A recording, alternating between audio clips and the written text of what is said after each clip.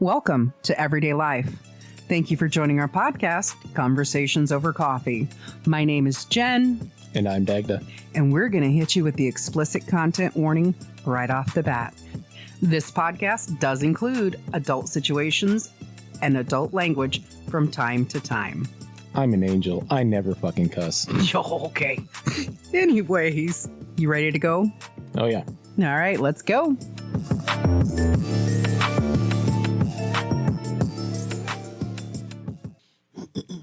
Okay. Yeah. Well, I'm telling you, there's something you don't know about the conversation we're going to have.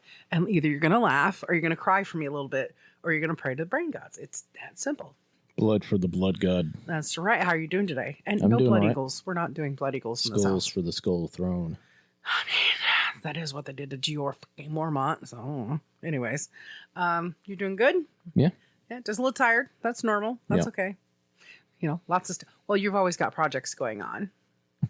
you know, which is cool because you were just telling me that you took a free class and you were learning more about AI. Yeah. Which is,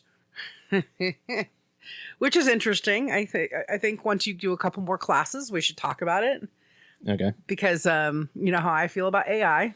It's here. It's not going anywhere. Get used to it. Exactly. Yeah. Well, I just, you know, it makes me nervous because especially with some of the stuff you were showing me your project stuff. And I was just like, holy crap, that's like really detailed. Yeah. That's why I asked if it was having a conversation because you said it did this whole thing where there was two parts to it, two people talking, two voices talking. Yeah. And that's why I was wondering, did they start their own language? But anyways, so cool because you have some more classes to do, right? That you wanted to check out. Yeah, I'm most of the way done. So I completed one course on Coursera, a Google AI course. Mm-hmm. And then I did... My phone is trying to listen to me now because I said Google. Google, mind your own business. So I completed that one, and then there was a second one, and I took the second one. I'm almost done with the second one. Nice. Well, we'll give it a week or two. We'll flush it out, see where it's at, because we got some busy time coming up. So we're just trying to squeeze time in whenever we can. Mm-hmm. But we know the next few days is going to be like chaotic for my personal schedule and your personal schedule. So we're So, but I am interested to hear how it ends up going once you get a little bit further into it, because I've already seen what you've done with it, and I'm pretty amazed. And I have my own thoughts that I don't want to share on that because I'm always scared of somebody taking the idea and running with it. Yeah. But yeah, what you showed me yesterday was pretty freaking interesting. Yeah, that particular set of stuff, that was also just that program doing stuff. Yeah. I mean, I gave it references. Right. And it took those references and just ran with it. I didn't actually do any prompting. Yeah. To generate those things. Yeah. And that's wild. Yeah. And that's wild because it was such detailed work too. It was like, holy crap, it makes you look super smart. I'm like, wow, this makes Dagda look super creative and super smart. This is awesome. Yeah. But, you know, I always have my fears and all that. But I don't know. I'd like to give it a little bit more time because I kind of gave you a, well, you know, try this project. Maybe you could figure out a way to do this and see how that comes out. So I want to see after you've maybe given that a try. We'll talk about it again because I was years old. Back up because you're going to laugh loud. I was years old when I found out the Doomsday Clock was a real thing and not just shit they put in the movies. I legit thought it was something that happened just after World War II, but before the Korean War. And I thought they got rid of it.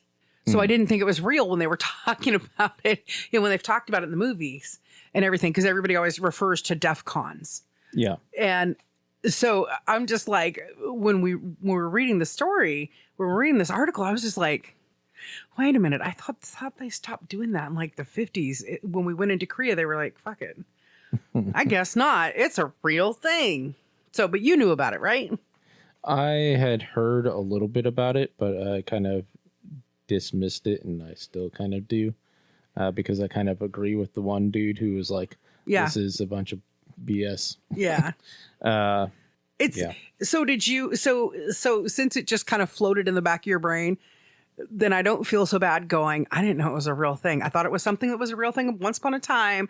And then I thought they got rid of it as we headed into the Korean War, which would obviously be in the 50s. Mm-hmm. And, you know, I always, I'm so skeptical of everything. A part of me thought that was just a publicity stunt in the 40s, wasn't it? Yeah.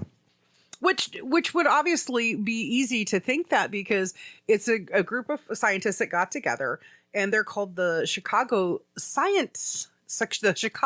Atomic Scientists Group. And they were a big portion of those guys were the same guys that worked on the Manhattan Project. Mm-hmm. And so, but they had a publication so that you'd understand what was going on in the world. So I did kind of think it was a publicity stunt. It's been dead for years. No, it has not. Mm. We are right now, as of February 2026, it literally could change at any minute.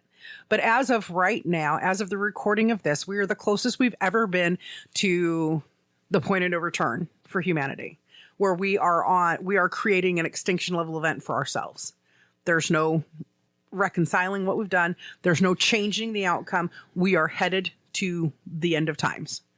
I mean, a lot of times people talk about, oh, it's the end of the world. It's like, well, maybe you'll kill all the people, but the planet will still be here. Exactly. Also, the chances of us eliminating all life on Earth is actually pretty small. It's slim to none. But as far as humans go, it is very tangible. It's within our reach to actually make this an uninhabitable planet for us. It is extremely tangible.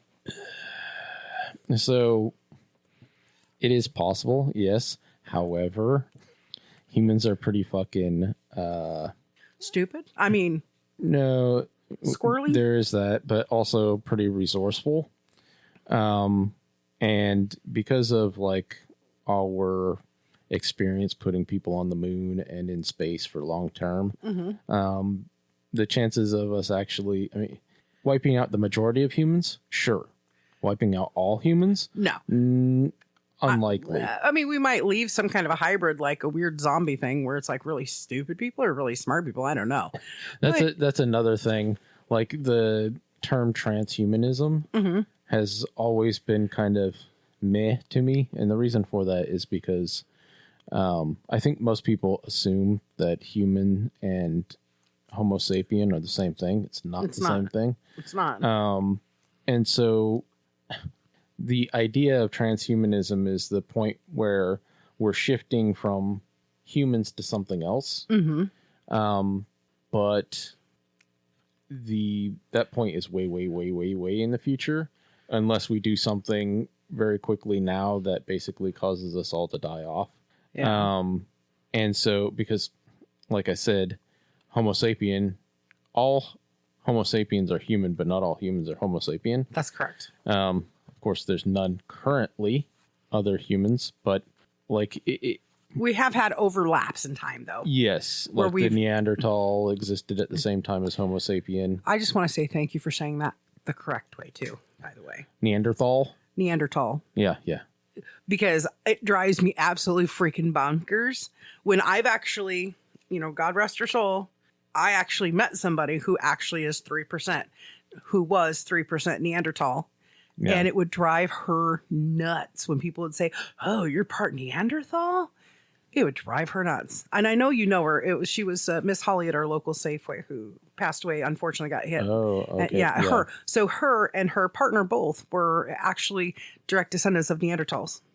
It's pretty common for you to have some Neanderthal in you. I have more than what's normal, but more than what's average. Yeah, so does she, because the average is under 1%. Yeah. So yeah, it's not 3%. Yeah, it's 3. I think it was like 3.07%. She showed me her results on like the Ancestry on her phone when she had gotten them. I was like, oh wow. I was like, that's crazy. Which is also kind of funny because she doesn't like. She never looked like it. Yeah, like several of my uncles, you're like, okay, yeah, definitely got Neanderthal in us. Right. Well, like her partner, you could definitely. He actually had a lower percentage of Neanderthal, mm-hmm. But you could actually see that. Oh. Yeah, he's floating somewhere. His heritage is right around that Cro-Magnon Neanderthal. You could tell just from the brow ridge. Yeah. Which is interesting, and that's what I said to Miss Holly. I was just like, it doesn't even look at it. And she goes, oh, look at my hairline. And that's when I realized, oh, crap. Her hairline was actually really low, which for the men's, they were really high. For the women, they just had a lower distinction. She said, yeah, look at that. And look at my brow. She goes, people couldn't tell because she had that's not labret. Is that labret that's in your eyebrow? Maybe, I don't know. Yeah, but she had an eyebrow piercing, so you actually couldn't see it. Once she actually took it out, she actually had that slight ridge. But I miss her. She was always just one of the funnest people to talk to. Yeah. And it was really sad when she passed away. And I know, so R.I.P. Miss Holly. But anyways, yeah, a lot of people don't realize that exactly what you said. All Homo sapiens are human, but not all humans are Homo sapiens. Yeah. And there are rare periods of overlap in time. But they're there. And chances are at some point one of the things that we have going on right now is that with AI and genetic technology that we have currently, we're getting close to a point where we'll be able to choose our appearances and stuff like that. Yeah. At the very least, we'll be able to choose what our children look like. Right.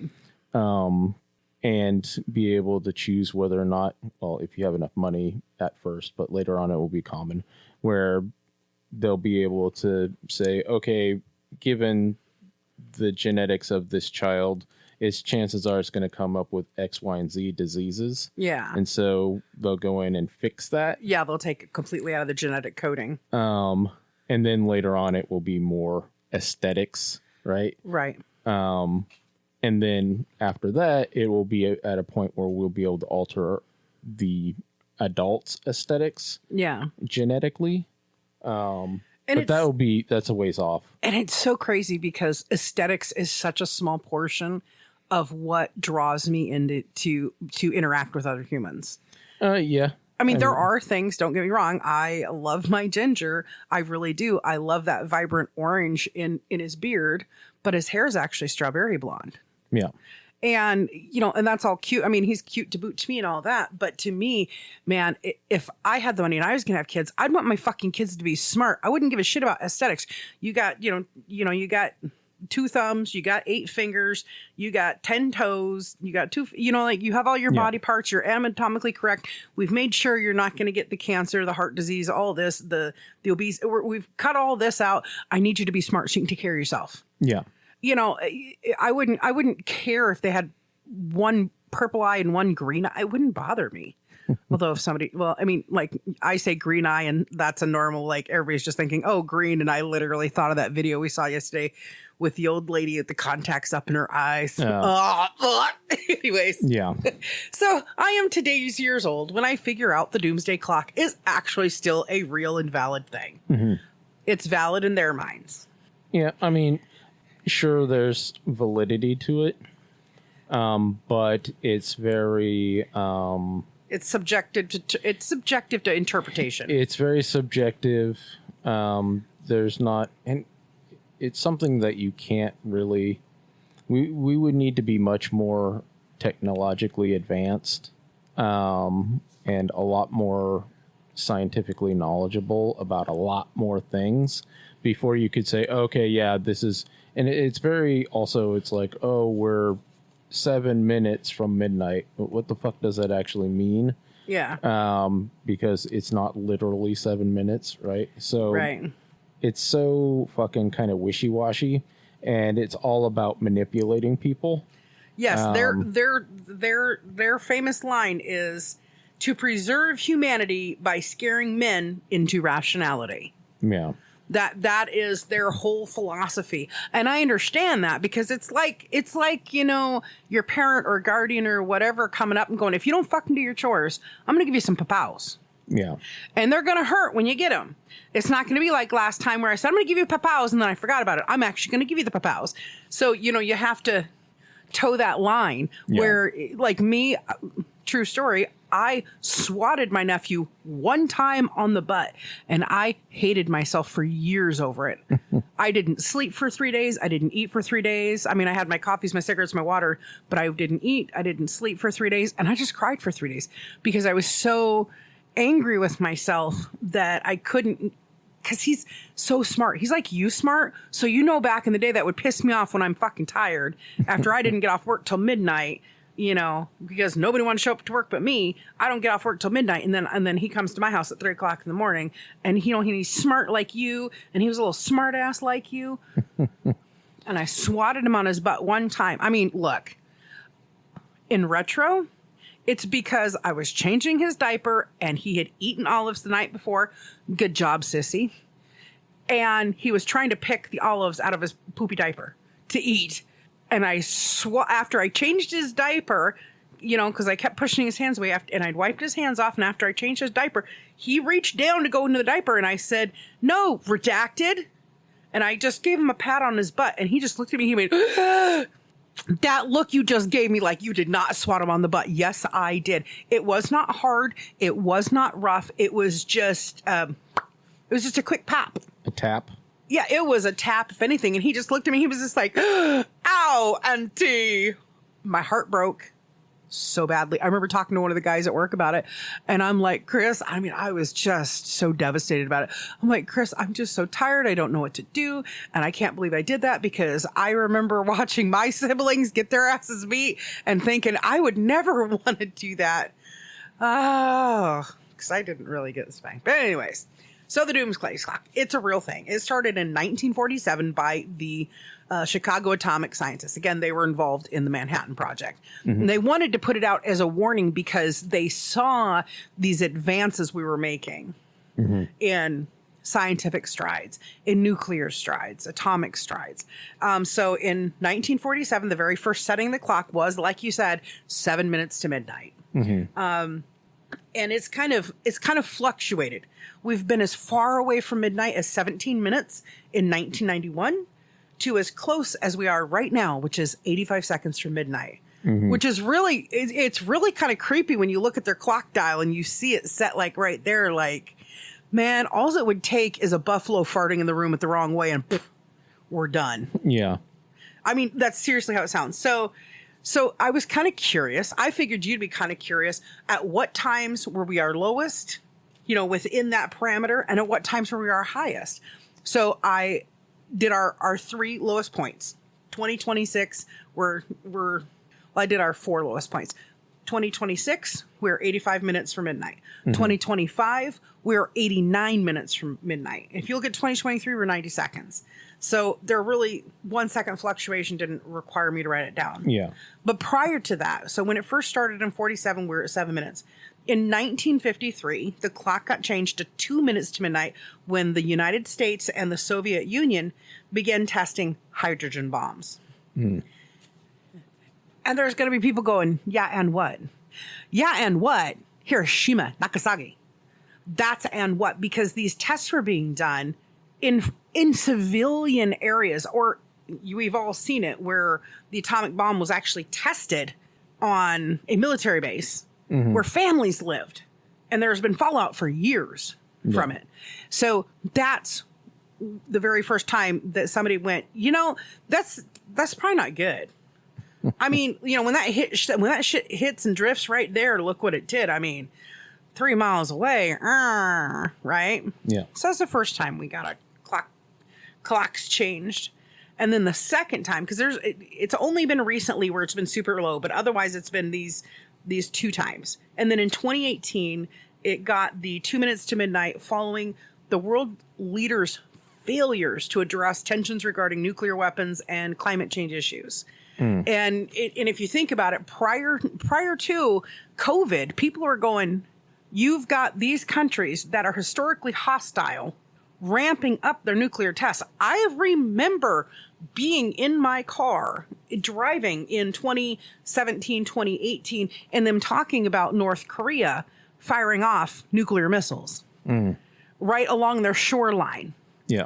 And they weren't doing anything, they were just trying to see, they were trying to test the rate of speed or something, and it's just like, I'd rather not die by nuclear poisoning. Thanks. Yeah. It's scary, but we've had other times where we've had successes, right? Okay. So in 1963, the clock got changed to 12 minutes to midnight. And that's because the partial test banning treaty about testing in the atmosphere. Okay. Atmospheric. Atmospheric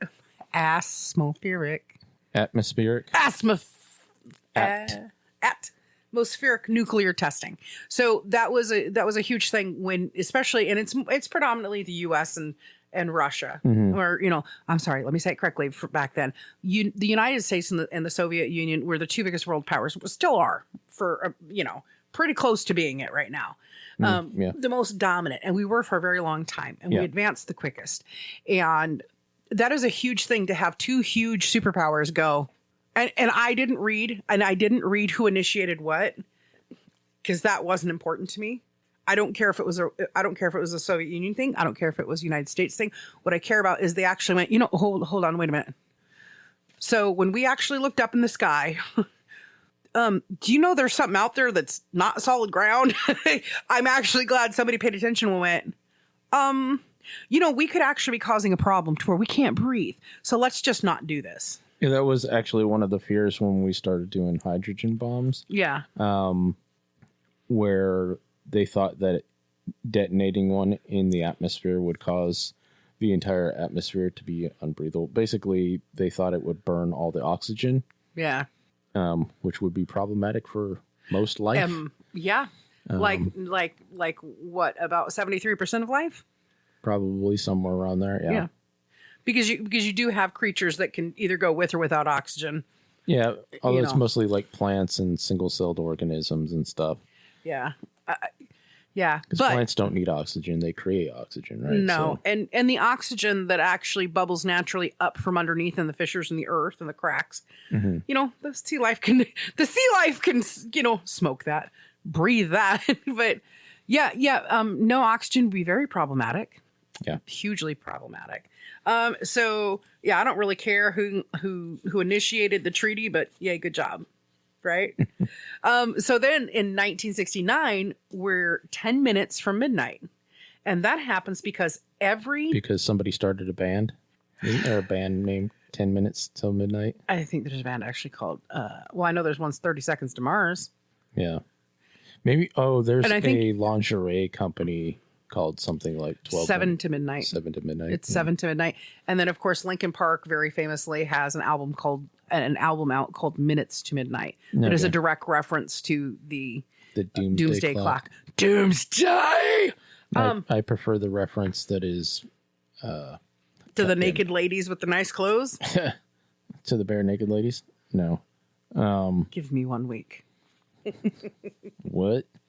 Bare naked ladies. Never mind. Anyways. Oh, okay. Yeah. No, Death Clock, the band. Just no. I don't complain about Gwar. Why are you trying to put something almost as bad as Gwar in the mix now? They are fucking fantastic. Oh my God. I actually don't mind Gwar as much. And when I find myself raging, even when you're not here, I imagine I am Gwar. And put my little T-Rex arms up. Anyways, as I was saying, thank you so much. As she pushes up her glasses. Actually. I know. Actually, I probably do need to get glasses, but... Same. It's factually speaking, Sam. Anyways, 10 minutes to midnight, 1969. Every nation, except India, Israel, and Pakistan signed the Nuclear Non-Proliferation Treaty. And all I'm thinking, like, when I'm reading this is, India is like Buddhist and Hindu. Why the fuck wouldn't they just sign the fucking treaty? Because Pakistan won it. And Pakistan won it, signed it because India won it. And they're neighbors, so of course they don't get along. Even though ethnically they're basically the same group of people, but that's beside the point. Well, it's because of religious divide and caste systems. and caste divides, because between Pakistan and India, Pakistan, I think, is the poorer country. Oh yeah, it's way and poorer. they're way poorer, and they're also way further into not Buddhism, not Hinduism. They're Islamic. There we go. I knew there was something. Okay, just it's not my thing. So it's like, what's the magic word I'm looking for? Anyways, or Muslim. I'm not sure. I actually saw a video where somebody was talking about the technical differences between those two. Right. Because one of them is a religion, and one of them is actually a like a political structure. Mm-hmm. And I don't remember which is which. Yeah. But yeah. Anyway. I don't know, and it's all terrifying to me. The last time somebody asked me what religion I was, what kind of a religion I was, they're like, "I'm a Christian. What are you?" And I went, "Oh, I'm a human. Thanks." Because it doesn't. I'm a coexistist. I don't know about that. I don't know about all that jargon. Like I am not as liberal as some people seem to think I am. Mm-hmm. Because I definitely believe in my right to bear arms. I definitely have problems with certain things we've talked about, and I will never talk about on mic. Mm-hmm. Not until I'm being paid a decent income versus what I make now. I'm not as liberal as people think, but one thing I am is my right to believe or not believe, and to what extent I do or I don't believe. Mm-hmm. It's nobody's fucking business. Yeah. Just as much as it's none of their business if I own a firearm or not. That's between me and my government. Yeah. That's between me and my partner. Just as much as they don't have a right to know if I got laid last night or not. It's none of their fucking business. Or by whom or how. Well, she said she wasn't going to tell you, but no, I'm kidding. Anyways, so, oh my God, did you just go into La La Land? No. You were trying to think of other examples of where it's none of their business, or you were hearing Salt and Peppers going, it's none of their business. No, I was thinking about some of the current events and how some liberals are finally realizing, hey, the Second Amendment is actually a good idea because I can defend myself too. That is correct. Here's the thing is everybody thinks I'm overly liberal because I'm very PC. I'm very PC because I grew up very bullied, and I grew up very bullied not just by the aspects of the outside world, but siblings. And it's something that has carried me with my whole life I just try to show everybody some respect until you cross that boundary. Yeah. Because I know what it feels like to be teased that, oh, you're the milkman's kid, you're the mailman's son, because you don't look very much like your siblings. I understand all that.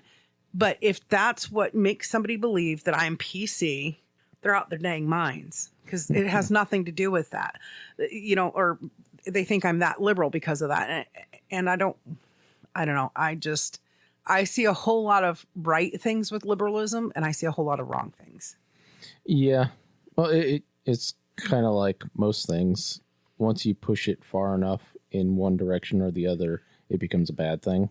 Yeah. I mean, it's like dessert. It's okay if you have a reasonable portion size. Yeah. But if you eat the whole thing, you might end up with the diabetes. Yeah. Or if you just guzzle, like the 2-liter of sodas when you're playing video games all weekend, you might end up with the diabetes. I don't even want to look at you when I'm saying that. I used to take a 2-liter of regular soda with me to work every day. Yeah. And I drink that whole fucking thing. And because we'd go to Walmart and get their super cheap ones and get like 5 or 6 of them. Hell yeah, because they were like, way back in the day when you first started working for Mama D, that they would have been like 37 cents a piece or $4 for $1 when they're on sale. Yeah, something like that, yeah. And like, I got $2 in my pocket. I can get me some Cheetos and some soda. Yep. And I'd take that to work and drink a whole one each day. It was ridiculous. The damage you have done to your body from that. Yeah. But, I did work with somebody who drank so much Mountain Dew, it actually ate a hole through his stomach. Yeah. So that's, kind of scary. Anyways, back to the Doomsday Clock, because I was fascinated by this. Because on one level, yeah, it's a little bit hokey, because it's just like, okay, you guys are coming up with this thing already admitting that there's nothing. You think that scaring men half to death is going to straighten them out and make them come to rational decisions. Scared straight Scared straight is not a thing when it comes to politics. Religion, or conquering. It's not, because it's, oh, you think you're going to scare me with saying, ooh, if I shoot off this nuclear missile, well, you're going to get those people who are going to go, let's see how correct you are, because I don't think one nuke missile is going to hurt me at all over here on this side of the world. Yeah. Also, like a few years back, it was like during COVID time. Sorry, COVID time. Yeah. One time during COVID. One of the hypnosis trainers that I follow a lot, Mark Cunningham, he posted some stuff about a experiment basically that England did. Like the government actually requested a bunch of scientists work on some stuff, and they were trying to motivate their populace to do what it was that the government wanted them to do, right? Mm-hmm. And so they kind of got a bunch of scientists to test to see what was basically the best motivator. Okay. And essentially the answer was fear. And so they actually did this on purpose to their populace during the time that there were lockdowns and everything. But the paper, because it's a publicly released paper on it, in the paper they're like, you don't want to do it too much because you'll cause even more problems than what you're trying to fucking solve. Right. And the government basically admitted that they fucking did it too much and it caused more problems than what they were trying to solve. And I think fear works generationally. I don't think it works on a mass populace, because we're Gen Xers. Oh no. I mean, we're like latchkey kids since we were like out of diapers kind of thing. I mean, Gen Xers, we don't scare the same, and millennials fear probably works on them because, Gen Xers are their parents and they got half whipped to death. Yeah. But I mean, the silent generation, boomers, millennials, I think it works on half, but Zennials and Gen Xers, we grew up with Star Wars, and I'm not talking about the movie franchise. I'm talking about the big Russia versus the U.S., laser wars and everything. We grew up with that. We grew up with, President Reagan. Yeah, Reagan going, and them Russians, them Soviets is coming to get us. We grew up with Red Dawn giving us the preclaimer, like, it might not happen in your city today, but this is gonna happen to you. Yeah. And they fucking filmed it in Washington State, you assholes. I mean, it occurred in Washington State, so... Yeah, it happened in Spokane, which ain't too far from here. Yeah. Also, there's Hanford over there and everything, so it would kind of make sense for them to be attacking that area. If Hanford went kaboom... from where we're at, we would be within 10 miles of non-livable zone. Well, but on the other hand, it would get rid of Seattle. Well, there's some major mitigating factors. Yeah. First of all, it's on the opposite side of Mount Rainier, which is going to block 99.99% of everything that happens there. Well, the Snoqualmie Pass being the elevation it is going to block a lot of it, yes. As far as where we're located in Pierce County, yes, Mount Rainier is going to block a lot. And then the next thing, the bigger problem would be fallout, because we're outside of the blast radius, so it would not affect us anyway, even if the mountain wasn't there. But the prevailing winds go east-west in the United States for the majority of the United States. Right. Or west-east, rather. So the wind would carry the fallout. Sorry, Idaho. We didn't mean to fuck you up. Sorry, Oregon. We did mean to fuck you up. We also have the same benefit, like if Mount Rainier erupts, the majority of what happens will happen on the eastern side of Washington, just like with St. Helens. Prevailing winds carries most of the debris away. Same thing. A huge portion, yeah. I mean, I still have ashes from St. Helens, but yeah. Same thing if the caldera erupts, that's in the middle of the United States. The chances of it being a major problem directly for most of Washington State is very low.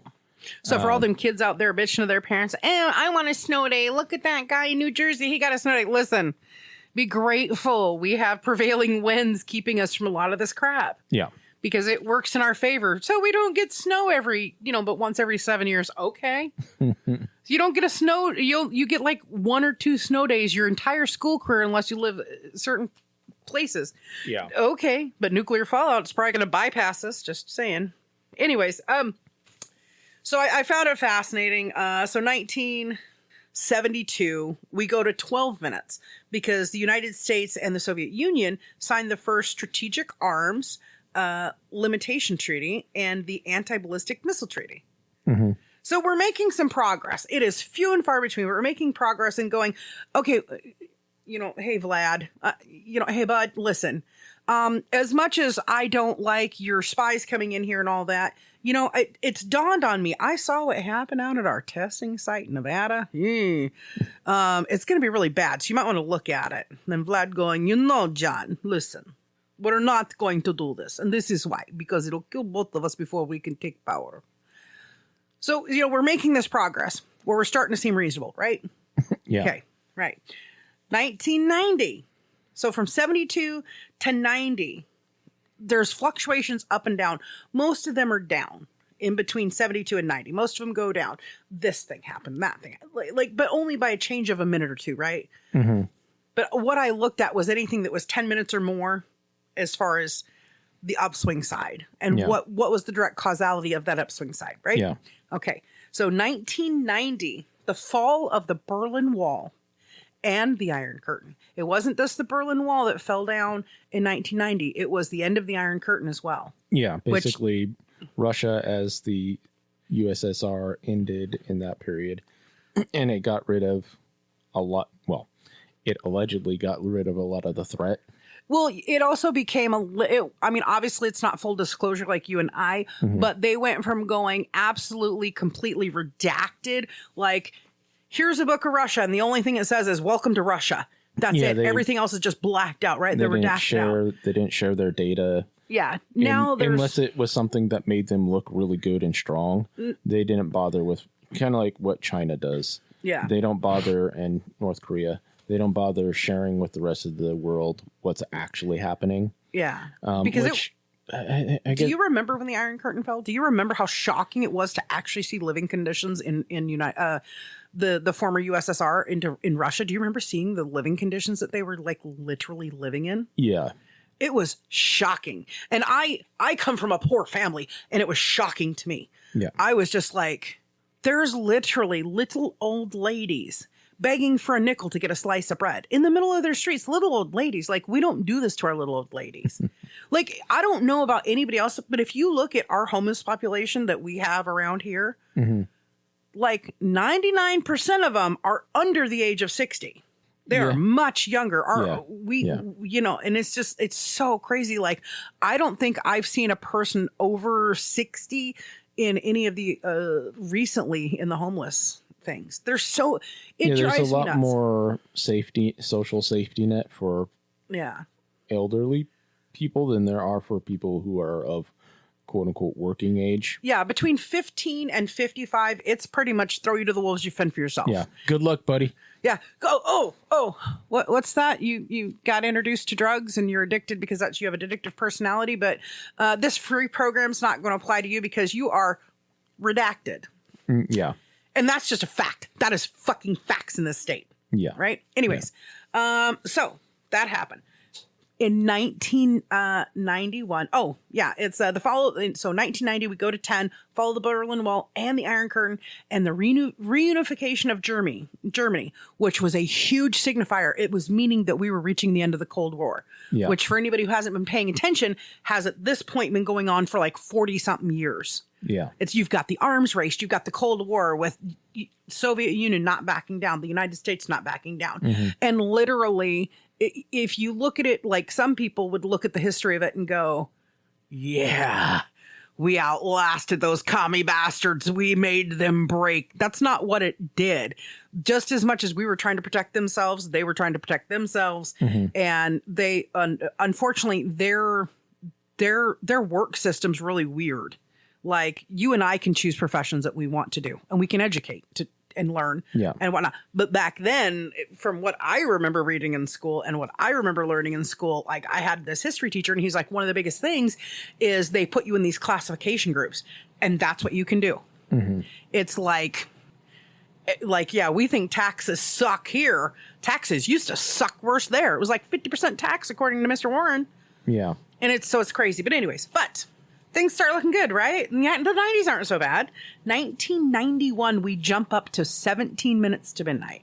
The United States and the Soviet Union signed the very first Strategic Arms Reduction Treaty. September of 1991, the United States announces the removal of many of our tactical nuclear weapons. Yeah. And the Soviet Union takes similar steps that we do and say the same. In November of 91,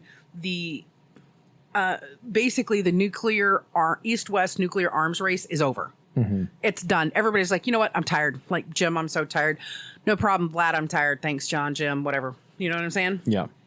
On December 26th, 1991, it officially happens. The dissolution of the Soviet Union, the United...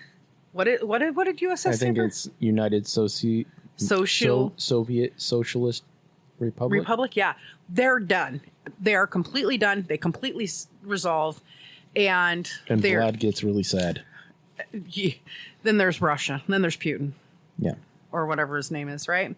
And then one more time, we lose and we gain. We lose and we gain. But in 1995, we were at a 14 minutes to midnight. And the reason why we lost and why they were trying to put a big cautionary was, even though Cold War is ending, it's ended. Mm-hmm. Arms race ended. It's over. Global military spending was still continuing at the Cold War levels, because that's what we were used to for decades. Yeah. So there was a lot of concerns that came out post-Soviet Union that there were going to be... that the Soviets actually, as they became Russia, started nuclear proliferation again. Yes. And of course, Russia, what a lot of people don't understand is, in the early to mid 90s, Russia is also targeting on gaining brain power. They're recruiting the top scientists, top people from all over the world. You come work for Vlad. Vlad will take care of you. Yeah. And by that, what I mean is it's rumored out there. I don't know how true the rumors are, that they got a lot of their scientists and their brain power by force. So, I mean, I don't know, but it is interesting, because I was like, when I read that article, when I read this article today, and that made me kind of like look at this stuff, I was just like, I thought that was something that ended like decades ago, like even before I was born. So it's crazy that it's still a thing. But we are at 89 seconds to midnight. And that's because, even though we're aware of it, or 85 seconds to midnight, excuse me. Yeah. Even though we're aware of it, we have done little to change the global outcome, the geopolitical climate, the actual climate. We're still fighting. And you also have the fact that you still have a very large country. We got a David and Goliath thing going on right now between Russia and the Ukraine.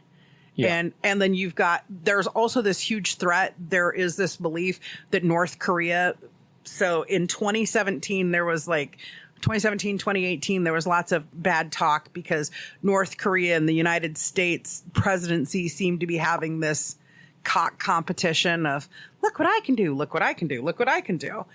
So it's got a lot of people scared. And now North Korea tries very much to keep themselves out of the news. They are ultra private. They are not giving second chances to traitors. I mean, they're not going to let you go free. If you lived in North Korea and you want out, you better pray to Jesus that you sneak out. Because if they catch you, you're a defector, you're done. You're trying to sell the nation's secrets. Bye-bye.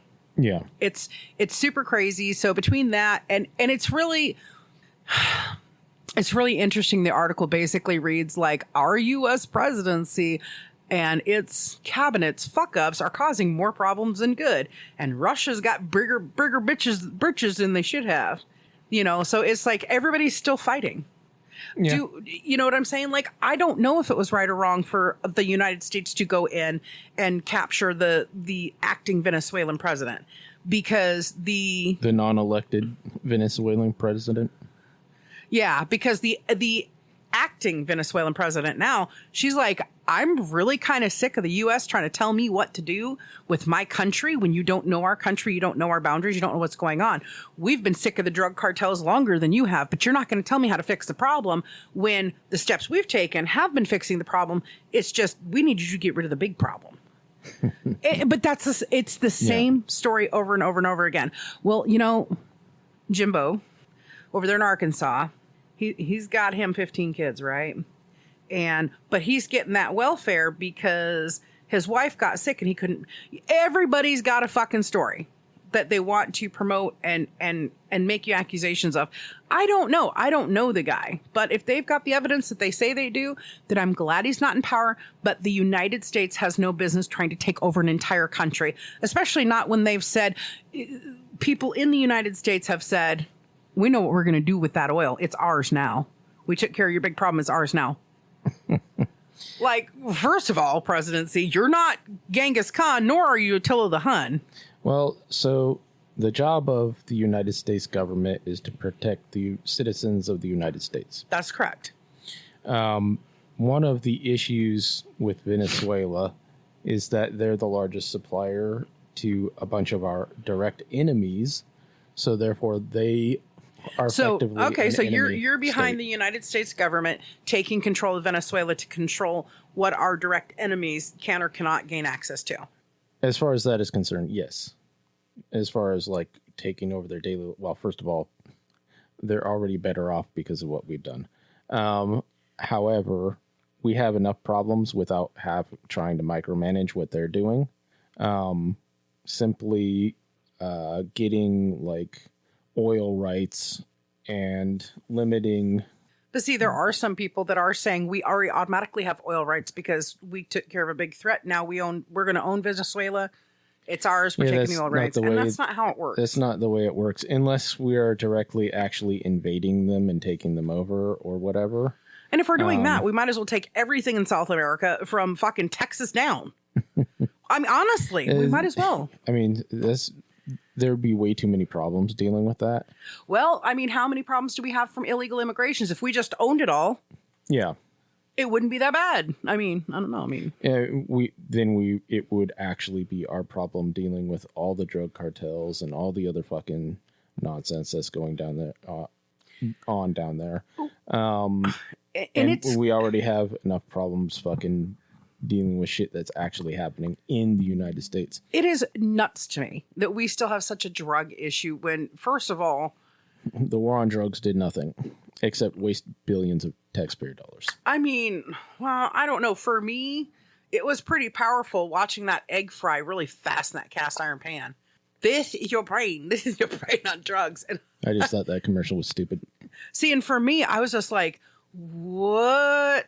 Like, yeah, it doesn't matter. Anyways. Of course, I'm not one of the people who's going to be out there experimenting with all kinds of drugs. Yeah. So it was not relevant to me. I had an addict in my family that was a very good representation of why you don't do those things. Yeah, I had several, I call them negative role models. Mm-hmm. People who was like, okay, I don't want to be like that. And most of them, it was because of drugs or alcohol. I mean, some of them had other problems too, but it was either caused or exacerbated by drugs or alcohol abuse. So I was like, yeah, that's not the path I'm taking, bro. Yeah.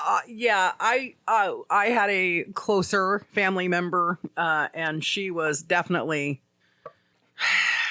yeah. Well, that's where I'm going to say that. That's what I'm going to say. Yeah. She was, but it was, so what originally got her going from pot into other hardcore drugs was she had an on-the-job injury. Okay. And because she was a private contractor, a private house cleaning contractor, and of course it's way back before you can even own a business. You couldn't own an independent business as a woman. in the state of Washington before either 84 or 86, you had to have a male co-signer, a husband or a father or a brother. It is absolute facts. That's why working for Mama D was amazing, because the day it became legal for her to be the sole business owner, pretty much she was. Yeah. But anyways, so she had a fall and she broke her ankle. And because she was heavy set, I mean, she was probably about 2 of me. So she was really heavy set. When she fell, and by the time she died, she was 3 of me. But she got into all kinds of drugs because she had to make money until she could figure out how to scam it off people. She had to make money. So she needed the coca to give her the energy to go work. But then she needed the uppers, she needed the downers, and everything in between. That was one anti-drug commercial that I actually really liked, the cocaine one. I don't even remember. It was like a typical 80s businessman. Okay. And he's like, I do cocaine so I can work longer, so I can make more money, so I can do more cocaine. So I can work longer. It's a vicious cycle. Yeah. And that's literally, that was her whole life. Unfortunately, and I don't want to talk ill about the dead. Her and I had the conversation when she was alive. And I told her, I was just like, I can't see being involved around this because it's against my at the job I had at the time. It was against my contracts that I would have nothing to do with anybody who used any kind of illegal drugs. Well, that was her whole life. Yeah. Was illegal drugs. And I mean, she worked for people who, to her, it wasn't illegal drugs. To her, if she was alive right now, she would be in heaven because she could go to any pot shop and get any kind of weed she wanted. But the other things are still illegal. They were illegal. They're still illegal. Yeah. But back in the day, she used to be a bud trimmer. She used to be you know what I'm saying? Yeah. So anyways, yeah, she don't lie. She don't lie. She don't lie. No. Actually, I can tell you a true story off mic, but I won't tell it on mic because I don't want somebody giving me a cease and desist going, excuse me, ma'am, we can't have you telling, we can't have you telling people stories about what our band did when they played in redacted Washington. No. Yeah, I can't have that. But anyways, everybody knows. And a bunch of fucking rock star hoes. Anyways, I was fascinated by that, and now we're at that cusp of we could really fuck ourselves, and it could be because it's a very snowball effect when you are getting right up to that tip of where you could go the other direction. You have to do something. Do you know in the entire world there is only one, not only zero carbon country, but negative carbon country? Like they're cleaning more oxygen than anybody. And that is Bhutan over in Asia. Yeah. They are the cleanest country in the world. They are also didn't get TVs until 1998 because they want to live traditionally, because it's what their ancestors did. It's what makes them feel good. They just happen to sit at a point where it's just like, do we want to keep moving forward like everybody else is?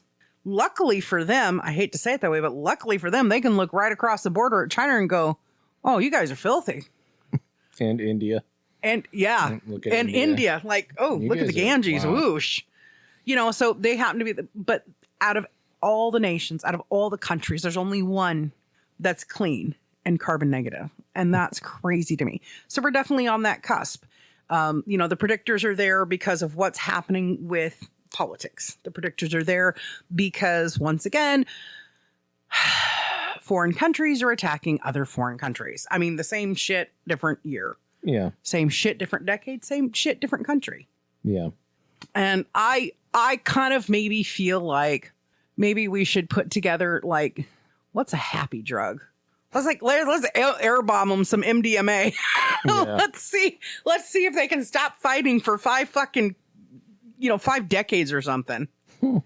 It's when you look at the logistics of some things, it's just like you really don't know what's what. Because you're not there 24/7. It's like, well, we're going to say that this country is a bunch of drug runners because this one time in 1972, this guy shared the first big Mahajan Iraq with that guy over there. And that guy's a known drug runner, but he had lunch with him one time. So, So you have a lot of that happens, right? Yeah.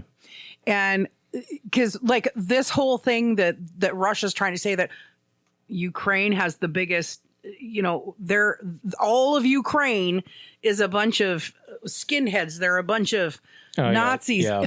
Biggest lie I've ever heard in my life. You want the access to the Baltic Sea. I believe it's the Baltic Sea. Yeah, I think so. They're fighting over having shipping rights because Russia is a financially failing country. Yeah. So what was that story you're trying to sell for the 35th year? Anyways, so Doomsday Clock. Crazy. What do you think? Yay or nay? You think it's real? You think it has any importance, or it's just literally there just to scare the shit out of people? I think it's mostly, maybe the people who created it believe in whatever fucking bullshit they're spewing. But and also there is some legitimacy to what they're talking about. However, it's mostly just a fucking, it's just a propaganda trying to fucking scare people into doing what that particular group of people wants everybody to do. And even if what they're saying, what they're trying to push you towards is probably for the betterment of mankind, it still doesn't change the fact that they're using shitty tactics. Yeah. And it actually just annoys me. Well, you talked about how like countries are saying fear is the biggest motivator. And I'm actually, it's not the biggest motivator. The biggest motivator is hope. And hope motivates more than fear, because at some point fear, your brain actually shuts down. But with hope, your brain keeps going. But if I can get to this point, imagine what will be. And just like you and I talking about money. If I looked at you and said, there's never, ever going to be a day where we're going to make more than $500 a month podcasting, ever. That would put some fear in you, because it's like, listen, bitch, I got some bills, right? Yeah. But if I said to you, I know that there's going to be a day where we're each making $1,500 a month on podcasting. It's a matter of keep plugging at it and working towards it. And we'll get there. Which is going to sit better with your mental state of mind? So first of all, it doesn't apply to you. Okay. There isn't a one size fits all motivation, because people respond differently to different things. Sure. The fear response is probably the strongest in general, because it's a survival mechanism. Okay. Being motivated by pain is almost universal, but like I said, everybody responds to it to different degrees. And at a certain point, when you push that button too much, either people stop responding or they become violent and fucking respond in a way that you're not wanting them to towards you. It's all well and good if you can make people scared and then give them a say, this is the reason you're scared, this is the reason you're in pain, and direct them towards that. That's exactly what the Nazis did. That's exactly what the government is currently doing from both sides. They're saying, you should be afraid. These are the people that are the problem. White people or fucking immigrants or whatever, and pointing people. Basically, there's a bunch of different groups that are weaponizing the average person and making them afraid, and then pointing them at something like the Jews and say, go murder them, is essentially what's happening a lot in the United States, but also in fucking everywhere. England, all over in Europe. It's happening a whole bunch right now. And my question is, what is the genesis of all this? Like, who started all these things? And chances are, if you could actually find trails, it would lead back to, well, our own political parties. Of course. But also, it would lead back to Russia and China specifically, because they're the ones with the most to gain for the United States being fucked up, for the rest of Europe being fucked up. They're the ones who are going to fucking come out of this ahead. Not Canada, not the United States, not fucking Germany. None of the fucking European countries have anything to gain from what is currently going on right now. So anyway. Yeah, I would be willing to bet you're right. One of two things: either it is traceable back to that, or somebody went, when President so-and-so, when this political party controlled, these things happen. And I think if we just proliferate that way, we'll get the same results. I don't know. All I know is I really am kind of at the point where I'm tired of feeling that everybody is becoming a fucking bully. Do it my way or this is happening. Do it. There are, and I am not going to blame one person or the other, but I'm going to tell you, I've got 2 fucking eyes. I got pretty good fucking vision. And if I can watch 8 different fucking camera angles and see this exact same thing on 8, I am not going to believe you when you say, he ran at me with a gun. Not going to believe you. Yeah. Not going to believe you. And just because of the fact that you were pissed, the same guy who shot him, because it is the same guy who he'd gotten into an altercation with earlier. He'd gotten into an altercation earlier, and he had actually, just from being at the sidelines filming what was going on, right? And he got into an altercation, and so he had a broken rib from that. From being pushed around. But it's the same guy. So anyways, condolences to his family. Yeah. But you're not gonna, my mental health gets fucked up enough that I am more motivated by hope than fear. And I would hope that more people out there get more motivated by hope than fear, because honestly, the worst thing they can ever do to us is kill us. And then I ain't got to worry about no bills. I ain't got to worry about no taxes. I ain't got to worry about which Pope John Francis, who did what to whom. I don't got to worry about none of that. That's the very worst thing that can happen. Right? You would hope. I would hope.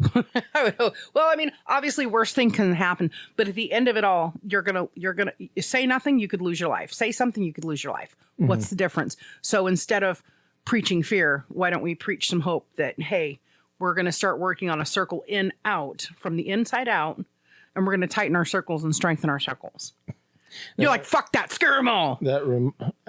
No, fear is all well and good, maybe short term. And like I said, as long as you can give people a out for the fear, an outlet for fear, because then it just turns to anger and then violence occurs. So if you do want to use fear, you need to use it sparingly and wisely. Yeah. Otherwise shit will get out of control and you're going to get burned by the fire you started. There's a old Chinese story. There's like this work crew that's going out to do some work. And the foreman's like, so everybody, what is the penalty for being late to work? And they're like, death. He's like, okay, what's the penalty for revolution? Death. We're late for work. Yeah, I don't know. It's like the world is crazy. Yeah. I told you the other day, my partner's just like, either you're coming willingly or you're coming by force, which in the gym, I'm coming. Right. But I will say fear in moderation to younger generations, probably a good thing. Like, if you don't wear a condom, you're going to have a baby, and then just give them like a whole 24-hour dose of a baby crying. Yeah. And that'll scare the shit out of them. Like, oh, I'm 14. I'm 15. I'm 16. What the hell? I want to go play the new Call of Duty. What the hell? I don't want to have to change some shit diaper. Well, welcome to reality. Anyways, we are so over time today, but that's fine. I was just fascinated. And then it was so funny to me that it just dawned on me. I thought that was something only in the movies. I didn't know it was something that was still a thing. Like, honestly, and I feel kind of silly, but it's also the point where it's like, I didn't start paying attention to more of the scientific type stuff in life until probably the last 10 years, because honestly, a lot of what people talk about are going, it's a lot of hypotheticals. It's a lot of theoreticals. And it's a whole lot of, it doesn't matter in my life. It first of all, it doesn't matter in my life, but it does feel like there's a great amount of fear factoring out there. Yeah. And I don't have fucking time for that. Yeah. Okay. So you think you're going to come and do all these things to me and everybody else who's a female over the age of 40. Okay. I mean, that's how exacerbated by it I am. Just like to the point where I just roll my eyes and go, oh, okay.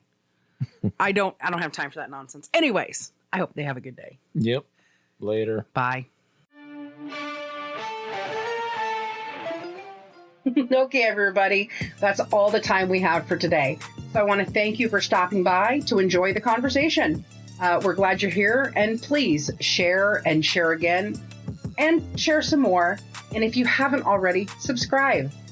We'll be having another chat and another cup soon. We'll talk to you then. Look forward to seeing you.